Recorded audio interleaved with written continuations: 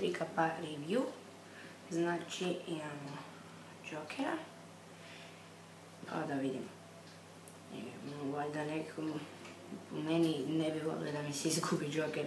Imamo sigurno neku moć kod tog Jokera, pa da vidimo. Nemoj mi reći.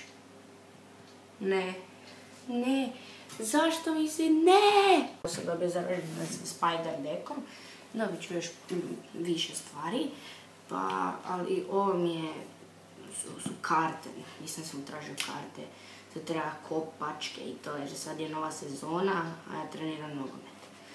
Pa evo, dobio sam 2 špila, ali više mi ne treba špila. Evo, kutica, tu piše Green Deck, pričamo malo o kutici. Bicycle Rider Back Playing Cards, Air Cushion Finish, Made in USA, i to bi bilo to, tu piše nešto, isto na svakom piše neka CD-u, i tu piše nešto što ja ne upotrebljavam baš, ne čitam, no kad mi je dosadno pa uzem kuticu pa čitam. Evo vidimo da su karte zelene, što je po meni lijepo. Mislim, nisam trebao te, nisam trebao one normalne standard, trebao dobiti samo Rider Back, samo da mi nije ovo zeleno naprijed, nego da su normalne, ali nažalost nisam. Ali sam sretan, nisam. Evo vidimo crveno, po meni malo čudnije crveno, kod je 3D malo, kad tu izbliza gledate, evo vidite.